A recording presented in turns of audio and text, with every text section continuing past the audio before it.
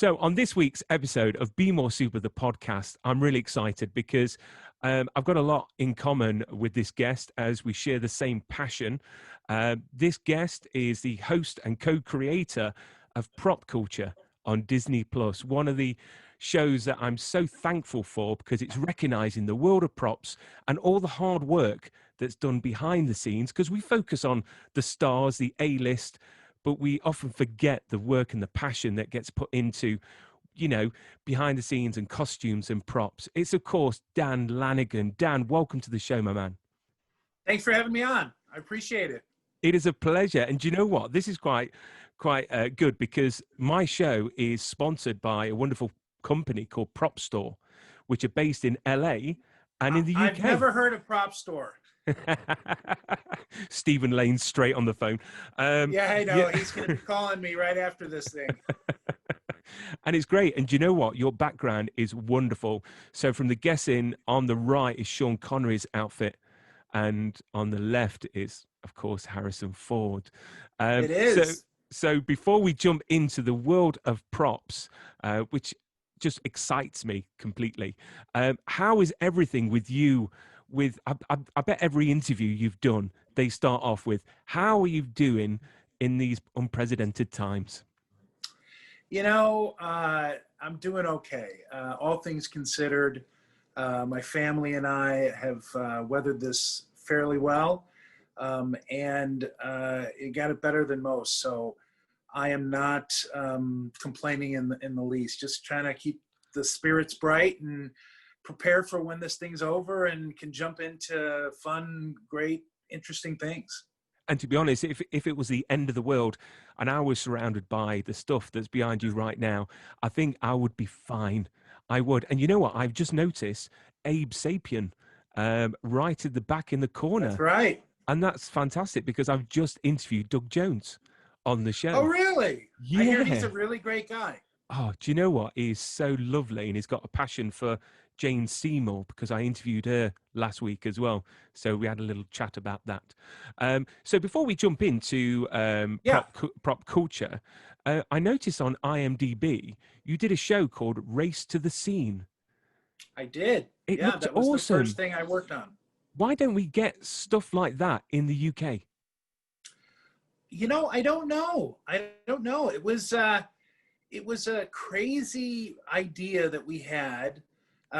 It was originally pitched as a docu-series about finding and exploring locations where movies were made.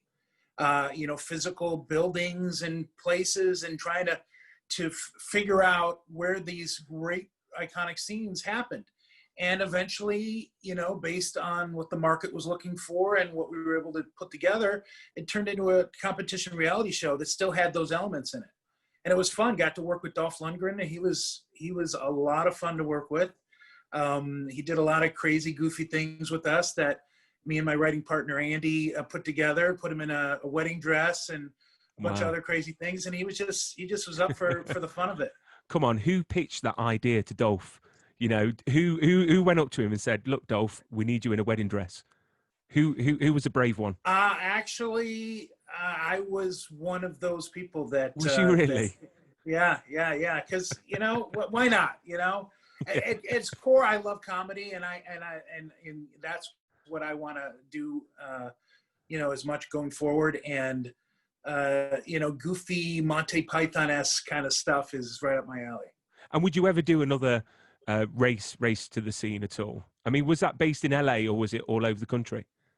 That was based in, well, it was supposed to be all over the country. Eventually, because of budgetary reasons, it was just LA.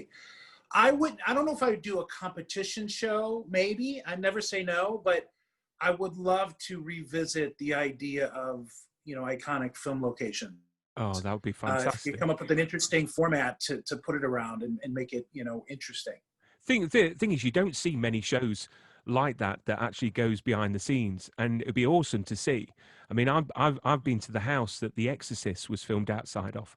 Oh, that's awesome. And do you know what? It's half the house. I didn't realize that they put plywood to make it closer to the steps. I think it's Prospect Avenue in Washington. I did not know that, actually. Yeah. So, and then I peeked over the actual gate, and there was a dog on the front porch, and the light was on. I was thinking, do these people know where they're living? And then, of course, across the road is St. Elmo's Fire. So What a location. it's all in one area, which is awesome. So let's talk about Prop Culture, which is currently still streaming on Disney Plus, and it's Yep. a fantastic show. I'm part of many groups on Facebook around movie prop collecting, and when this show As am got I. excellent, and when this show got announced, it went crazy. It really did. You know, we was all looking forward to it. We're all chatting about it and getting excited. How did the show come about? How did it blossom? You know, this is an idea that I've been nurturing and trying to get made for 5, 6, 7 years now. You know, I've been a prop collector for 20 years, and I got into television and movie production through prop collecting. Kind of a backwards way of doing that. But I felt like it was a really interesting world to delve into these amazing, iconic art pieces and how they're made and who made them, and tell those stories. And, you know, sometimes a great idea is too early, and sometimes, you know, it doesn't work out, but I didn't give up, and I kept pushing and pushing and pushing. The show kept being kind of molded, and eventually we got to Disney. Disney's doing their own, you know, network, Disney Plus, and they saw the idea, and they really liked it, and they allowed us to do this with their movies, and it was just a wonderful experience. And in the show, you cover everything from Mary Poppins to Tron to my two favorites, Honey, I Shrunk the Kids and Who Framed Roger Rabbit, which I thought was amazing. Which one was your favorite to film? You know, it's hard because I went into the series with an expectation that Who Framed Roger Rabbit and The Nightmare Before Christmas were going to be my favorites, because those were, and probably as a film, are my favorites of the 8. But I really was surprised at, you know, things like Mary Poppins, which I knew from when I was a kid, and I had memories of my dad watching, you know, sections of it with my father. But delving into that story, it really was enlightened the movie for me. It really made it more important. Honey, I Shrunk the Kids is another one where I enjoyed the film, and I'm a huge fan of Rick Moranis, but sitting down with him was just blew me away. Just being able to hang out with him, and honestly, the kids from Narnia, those guys were amazing just to hang out with, and just so lovely and so friendly and real. It just, every episode stands out. Yeah.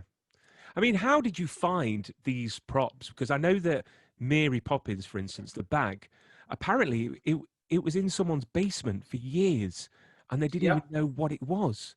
Imagine that, having something of that value, or that substance being just left in your basement. I think everyone's checking their attics and basements right now, thinking, "Oh, what can we find?"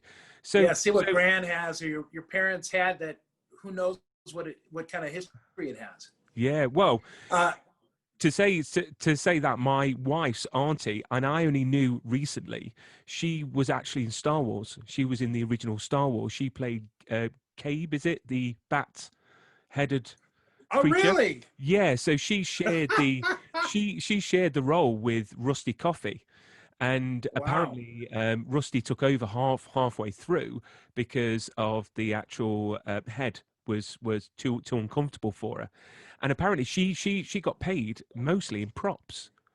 But do you know what? I have tried to find any information, but they're all gone.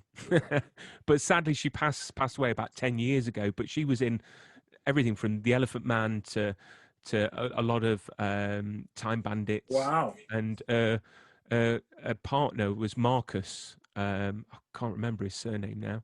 Marcus Powell, I think it is. And he's been in a lot of stuff. So I think everyone might have props somewhere hidden about.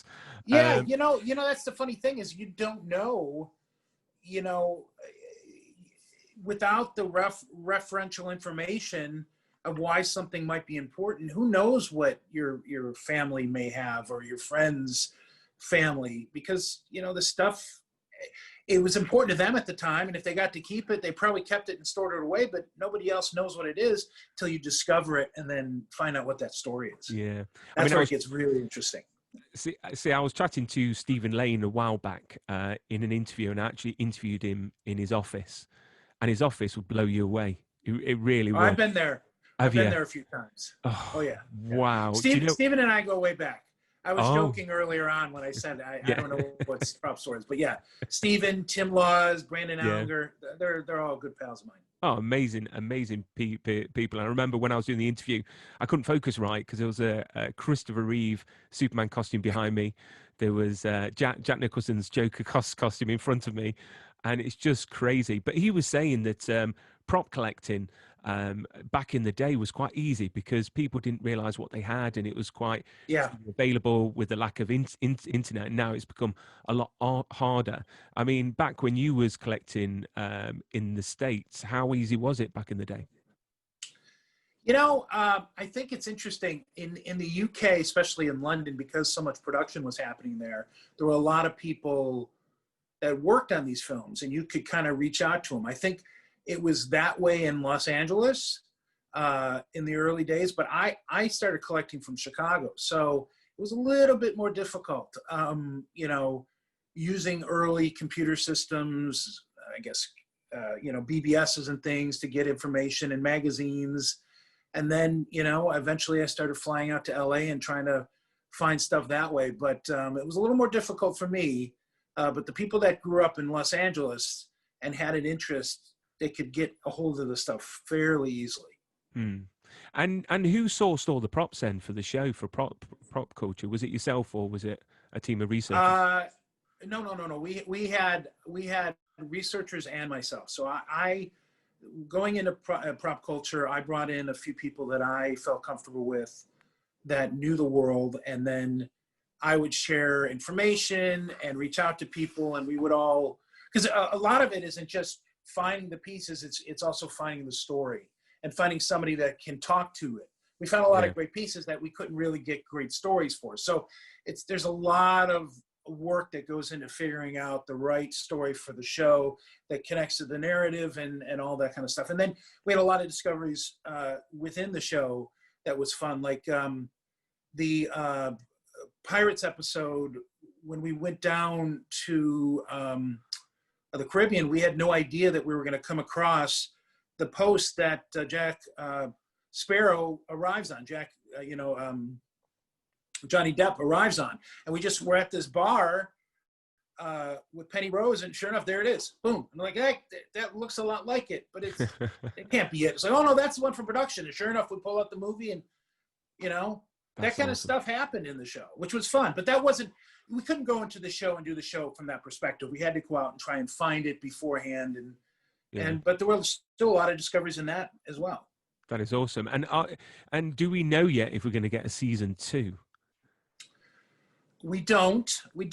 I cross my fingers, but we're working on some ideas, and hopefully we can make it happen. But you never know. Disney Plus has got a lot of stuff on their plate right now, especially with Disney as a whole, with what's going on with COVID and stuff. So, I mean, if we did have a second season, any ideas of what films you would like to cover? Oh gosh, the list is super long. It's funny is, as Jason Henry, my partner on the show, as we're going through the movies that we want to do, and we focus it in a different list. So like, what do I want to do, and what do we think we can find stuff with, and what do you think we have good stories with, and what do we think Disney's going to want to promote? We're always going back and forth, and what do the fans want as well? And but for me personally, Raiders of the Lost Ark, as you can see, I'm a bit of an indie fan. Star Wars would be amazing. I don't collect Star Wars. I did early in my days of collecting, but it was always so hard to get good stuff that I decided to go the route of everything but Star Wars. But I know a lot of great pieces are. Dragon Slayer is a huge film for me. I would love to do an episode on that. It's a bit of a, you know, a deeper down the dark hole of lost Disney movies. Princess Bride, now it's Oh, Fox film, it's now Disney. That would be amazing. Prin- I mean, there's and just so many great movies that you could do. and Princess Bride was literally filmed probably a 10-minute drive from where I live now. It was filmed a lot in Derbyshire and Haddon Hall, which is literally, I could probably cycle in five minutes to the castle, you know. But Princess Bride is So absolutely cool. amazing, absolutely Brilliant film. amazing. Brilliant film. So why do you think prop collecting has become so popular now? Because, for me, I collect props, and I'll just show you a few now. These are all from Prop Store, because Okay. again, getting props can be a minefield. It really can, because it's all about reputation, it's all about trust, and it's all about Very true. everything like that. So this is from Serenity, which is Oh, the very cool. blade, operative blade, Yeah, I was going to that say the goes into operative Mal. blade handle, right? Yeah. Yeah, this is from stabbing Mal. Some dollar from Some money. Serenity as Yeah, well. I've got some of that myself. Have you? I've got loads. Yeah. I've got, and then this. So I've got a Superman crystal, but not here. It's in a frame, boxed, lit, which I've had for about 15 years, Oh, which nice. I will never sell. It's seen me all over the world, bless it. But this as well, which is a Superman production use script. Oh, cool. Oh, Superman Um, 3. yeah, which was owned by David Lane, who was the second unit director. It's got his name at the front. So That's awesome. so I heard that you mentioned in previous interviews that everything's very emotionally led, which is completely true. I don't know Yeah. about you, but I collect and own things because if I love something so much, knowing that I've got a piece of that was on screen. I mean, I've got Keith Sutherland's screen use shirt and jeans from 24. Oh, that's cool. From season 5 that I got from Prop Store, and It's a great show. and Yeah. I've actually met Keith for a couple of times, and I really thought, shall I get him to sign it? And I thought, no, I would rather get it box framed. So out of the collection that you've got, what is the thing? So say if you had to go to a desert island by yourself and you had to pick 3 of your props to take with you, what 3 would they be? That's tough. That is tough. Do I think of it from a historical perspective? Like, if I were to take 3 props that will get preserved long past my death on that island, and I know that they're going to get saved, then I would pick things like maybe the Blade Runner gun and the Jack Skellington head, and maybe the Indy costume and whip, something that would be relevant. But I don't know. It's tough. I collect and I do buy and sell, but there are some pieces that I buy that I don't think I'd ever sell because they're too close to me. They're too important to me. The Blade Runner as a film is really important to me. Yeah. Raiders of the Lost Ark as a film is very important to me. And I collect from my personal love of film. And I think honestly, I shouldn't say most people, but people that collect sports memorabilia and music memorabilia and movie memorabilia usually collect because they're obsessed with a film, they're obsessed with a band or a song, they're obsessed with a team. And those objects retain magic from those experiences. And that's why they collect. Now, some people that collect like trinkets and pop figures and stuff, I don't think they have that same emotional attachment. They still enjoy it just as much because it's collecting is more than just emotional connect. But when you do collect from an emotional connection to something, it's what allows people, and it convinces people to spend so much money on this stuff because it's crazy money some of these things go for. Oh, But if it's important to you, and you know, eventually if you have to sell it, you can make a little bit of money on it, then it's worth it. yeah. I mean, a Christopher Reeve suit, you're looking at 150,000, which Yep. I will never be able to afford, because I'm married, and she won't she won't let me. I mean, she's slowly coming around to knowing the value of things. You see, I hate to get props to sell. I really do. It really makes me. I had a Hellboy body vest, an Oakley body warmer that he wears in the second part Mm, of the movie, with Ron right. Perlman, and I sold that at auction in LA quite a few years ago, and I didn't like it. And looking back now, every time I watch Hellboy, I'm like, I should have kept it. I should have kept it.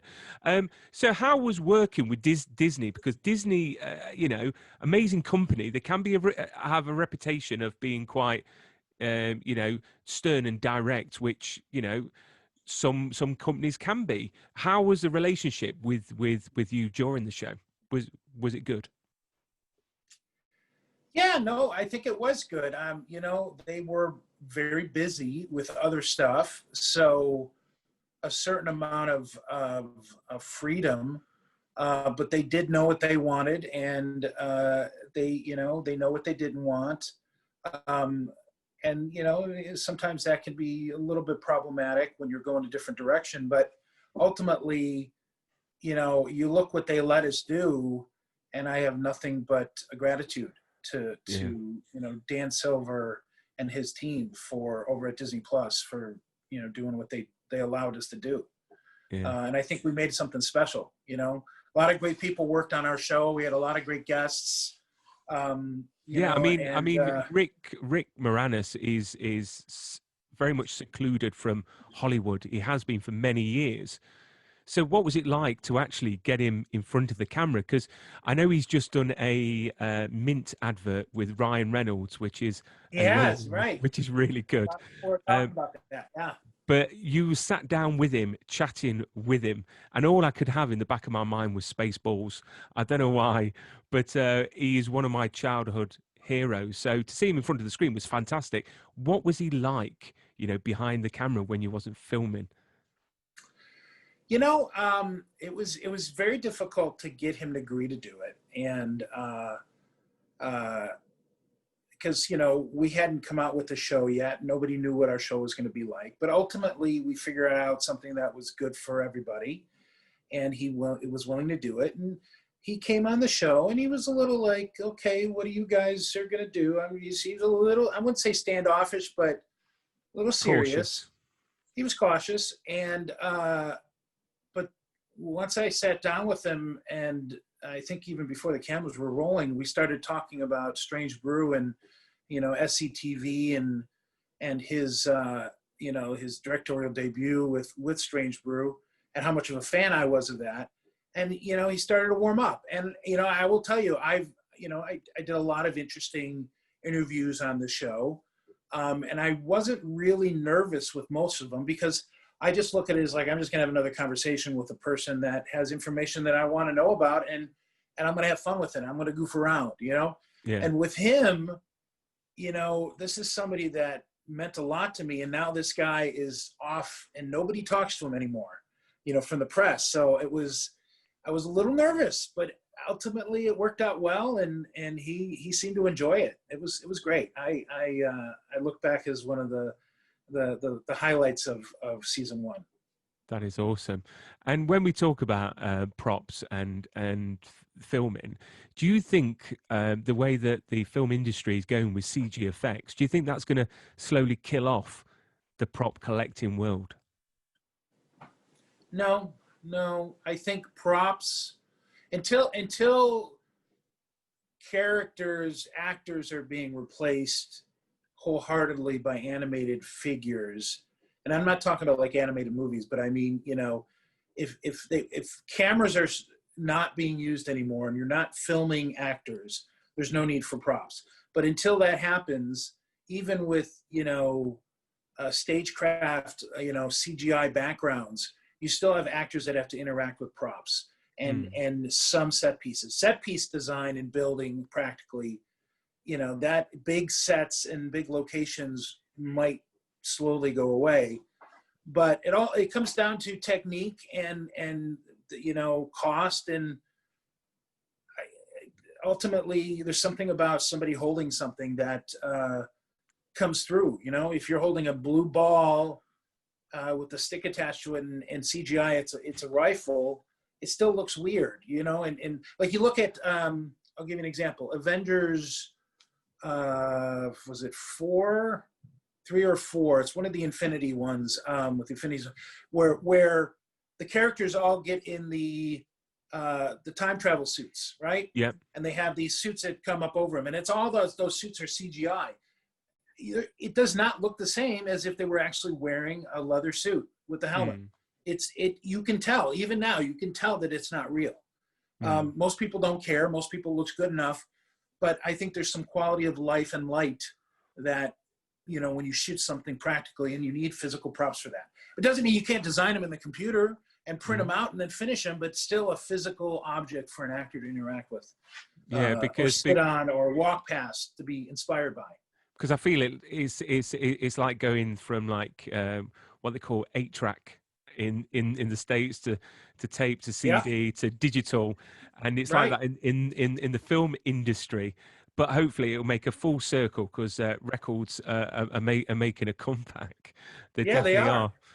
So where are you right now? Is this your office or is this your workspace? This is my personal museum that I have. Wow. It's kind of an office. It's kind of a living space that I have, that I display some of my treasures that I've picked up over the years. That and it's a fun inspiration for when I'm working on other creative projects, to kind of see all this stuff, and it gives me ideas, and it's great. It's great.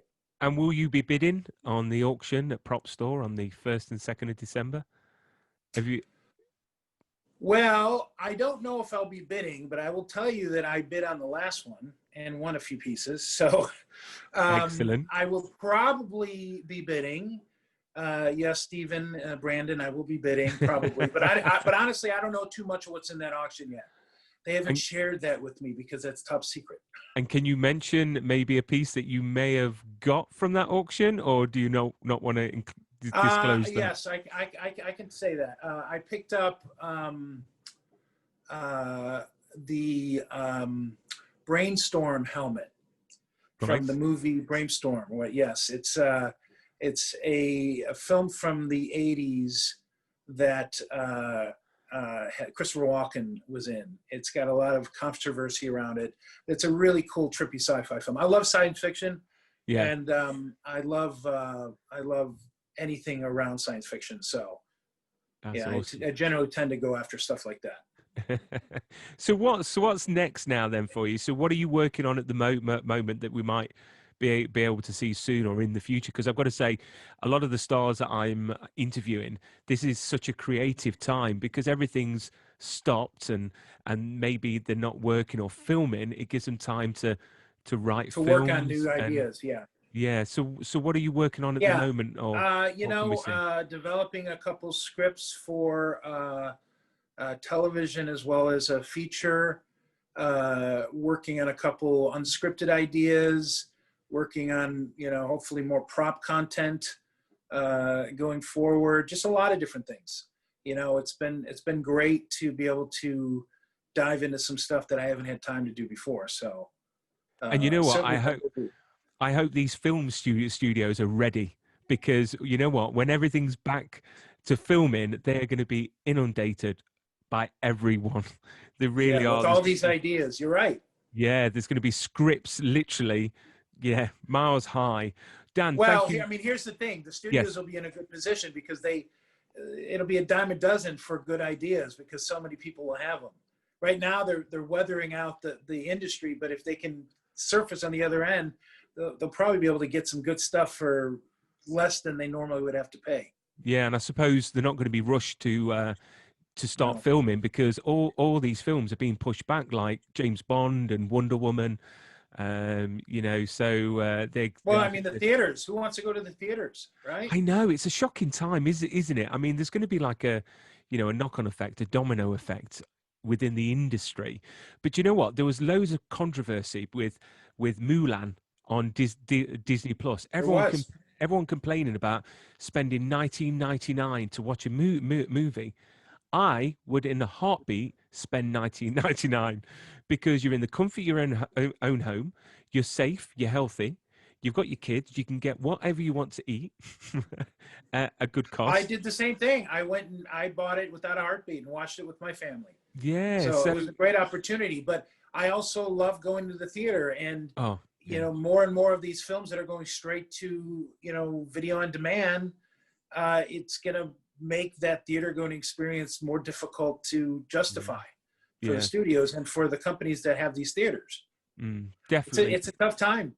Yeah, it is. I mean, there's nothing like going to an IMAX and watching, a proper. I went to the IMAX in Yeah. London. I don't know if you've ever been there, but I saw Superman Returns for the first time, and it was one of the first films that were partly in 3D, and Is it that blew. the round building? Yeah, Yeah. So I've been in there for the prop store auction, yeah. but I didn't actually see a film there. Well, the screen actually curves all the way round. It's Wow. unbelievable, and it's rake seating, and it feels like you're in the screen. So that is like the proper IMAX experience. Yeah. So if anyone gets a chance, visit the IMAX in London. Dan, thank you so much for giving me your time. I'm Absolutely. super jealous with everything you got, and I know that every time I nip down to Prop Store and have a walk around their warehouse, I'm like a kid at Disney. Yeah. To be They fair, they have a really great organization. I've been working with Steven, buying pieces and working with him on different projects for years, and it doesn't get any really much more professional than Stephen Lane and Prop Store in this industry. They've got a great reputation and they've earned it. And they've got good stuff. So I mean, they're not paying me to pitch for them, but since they are your client with your show, yeah. I'll back it. They know their stuff. So Yeah, I mean, every time I've dealt with them, everyone in the office, absolutely amazing, and they're more than welcome to, if anyone wants to go down and have a little look around. They've always told me that if you know anyone that wants to have a look around, just tell them to give them a call. They're so friendly. But Dan, it's cool to see. Let me just say one last yeah, thing. It's cool to see this stuff in a movie, but when you can see it in person with two eyes and stereo and feel it and smell the material, there's something about that just yeah. it takes it to a new level. So And do you know what? Arnold Schwarzenegger isn't that big. Because they've got his costume there. But I was lucky enough to be at the warehouse and see Han Solo's jacket. The that's auction from they did, Empire I think it Strikes was Back. 2 years ago. Yeah. And they had Chris Reeve's costume and Michael Keaton's Batman, which was Awesome awesome. stuff. But yeah, to look at it close up and know that that was on screen is magical. It really is. It But is. your show is still doing fantastic on Disney Plus. I know that we're all Thank you. dying for season 2, so I urge everyone to go on Twitter, give Disney a bit of a nudge to Yes, get season please. 2 rolling. Dan, thank you. Ask for season 2. Yes, season 2. Let's make this campaign now. Hashtag Prop Culture season 2. Dan, thank you Yes. very much. You look after yourself. Thank Keep you. safe. Great And talking to you. and if you need any of the old props looked after, I will look after them very, very well. All right, Dan. All right. I'll keep you All on right. my list. All right. Thank you.